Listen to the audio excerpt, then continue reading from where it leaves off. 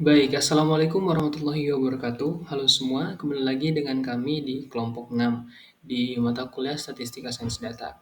Nah, jadi di sini kami akan mempresentasikan hasil diskusi kami, kerja kelompok kami, mengenai analisis faktor yang berpengaruh terhadap pertumbuhan ekonomi di Indonesia menggunakan linear model selection. Nah, jadi sebelum itu, izinkan kami untuk memperkenalkan diri. Baik, perkenalkan. Yang pertama ada Jeremia Susanto, yang kedua ada saya sendiri Muhammad Regi Abdi Putramanta, kemudian ada Vita Anggraini, dan juga ada Karisa Harpani, dan yang terakhir ada Tobias David Manogari. Baik, kemudian kita beralih ke pendahuluan. Nah, kira-kira apa sih yang menjadi dasar kami untuk memilih topik ini, yaitu analisis faktor yang berpengaruh terhadap pertumbuhan ekonomi di Indonesia menggunakan linear model selection. Nah, jadi yang seperti kita tahu bahwa pertumbuhan ekonomi di Indonesia itu sangat penting karena berpengaruh terhadap perekonomian global, terutama di Asia Tenggara maupun dunia.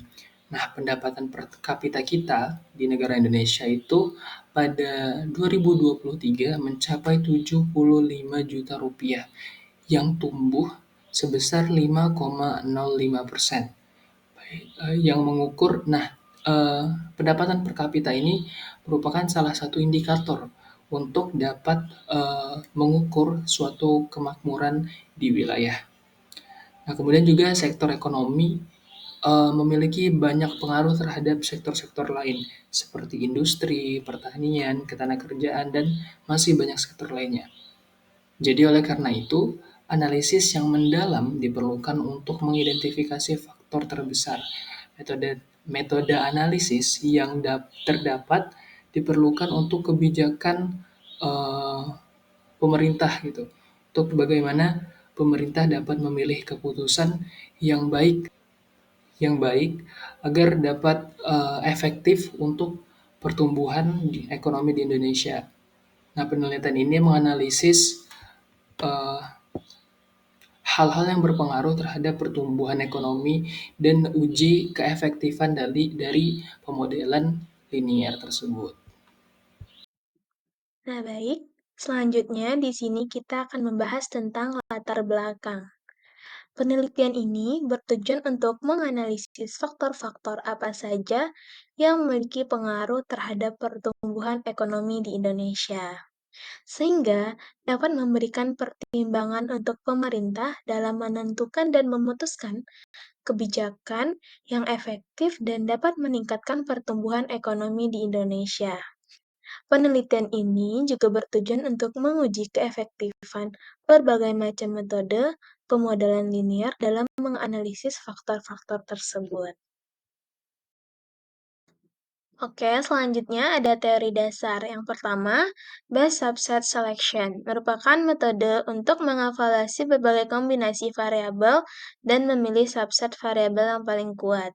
Yang kedua, ada Forward Stepwise Selection, merupakan metode di mana peubah bebas dimasukkan satu demi satu menurut urutan besar pengaruhnya terhadap model dan akan berhenti jika semua yang memenuhi telah sesuai.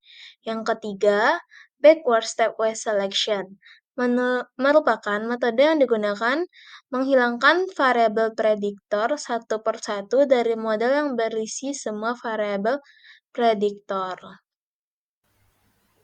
Sekarang saya akan menjelaskan seputar variabel data. Di sini variabelnya terdapat Y, X1, X2, X3, dan X4. Untuk Y sendiri di sini untuk sebagai pertumbuhan ekonomi Indonesia. Untuk X1 di sini sebagai inflasi, X2 ini untuk investasi, X3 ini untuk nilai tukar, dan X4 sebagai tenaga kerja. Untuk Y, deskripsinya ini pergerakan ekonomi yang dianalisis dari tahun 2013 sampai dengan tahun 2022 dengan tekanan persen. Dan untuk X1 ini inflasi diambil menggunakan indeks harga konsumen atau CPI menggunakan satuan persen. Untuk X2 ini ada investasi diambil menggunakan miliaran US dolar, dan untuk X3 ini memiliki diambil dari harga mata uang Indonesia terhadap mata uang negara lain.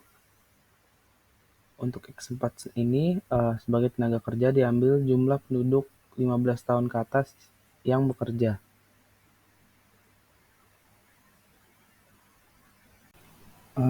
Sekarang saya akan menjelaskan seputar dataset yang digunakan.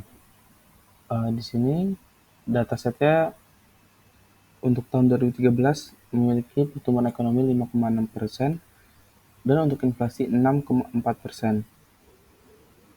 Untuk pertumbuhan ekonomi dari rentan waktu 2013 sampai dengan waktu 2019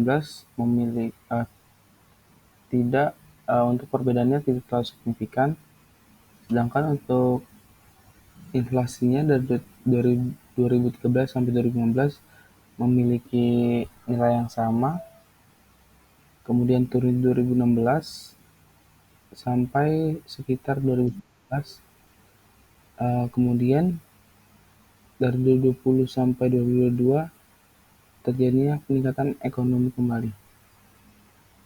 Untuk data yang didapatkan dari beberapa sumber terpercaya mulai dari World Bank, Organization for Economic Cooperation and Development atau OECD, sampai Badan Pusat Statistik atau BPS.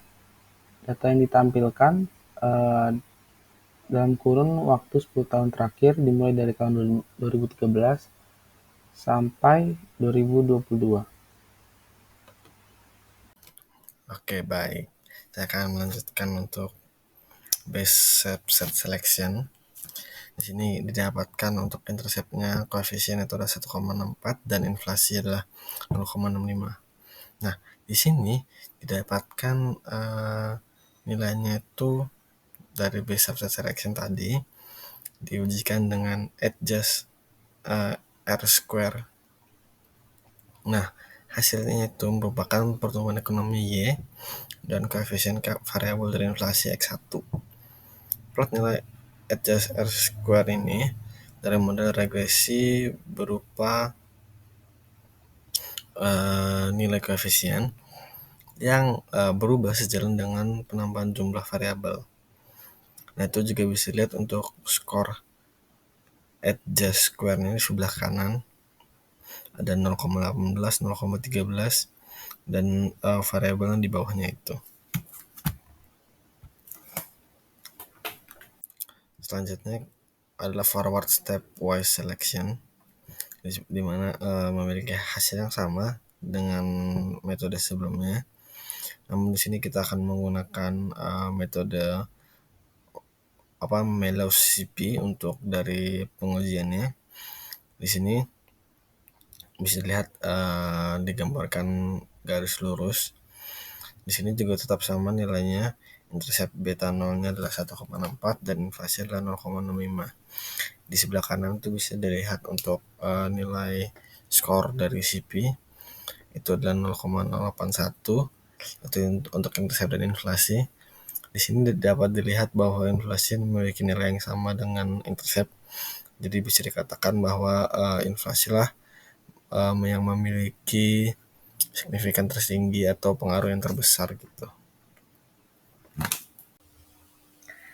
Oke, untuk selanjutnya backward stepwise selection, dan di sini didapatkan hasil koefisien dengan variabel intercept beta 0-nya 1,6436403 dan inflasi dengan 0,652563 dan menampilkan nilai Malus CP dari model regresi yaitu yang berubah sejalan dengan penambahan jumlah variabel, dan garis ini menunjukkan nilai dan adjust R square dan titik merah diberikan sebagai tanda untuk nilai RSQ-nya dan juga dapat kemudian ditampilkan dalam bentuk plot setelah diuji dengan metode Bayesian information seperti gambar yang ada pada slide seperti ini atau slide berikut ini. Selanjutnya itu kesimpulan dari semua variabel yang ada. Variabel dari inflasi ini merupakan variabel yang paling berpengaruh. Namun perlu diingat juga bahwa jika variabel memiliki standar error yang tinggi, artinya kemungkinan terjadinya kesalahan juga tinggi. Dan juga hasil dari ketiga metode itu sama semua dan dapat disimpulkan juga kalau itu nggak efektif, entah dari kesalahan dari kita atau dari ketidakcocokan metode. Jadi sama semua hasilnya, dan hasil yang didapat itu bukan yang terbaik karena secara logika serta data pun tidak masuk akal seperti itu. Terima kasih.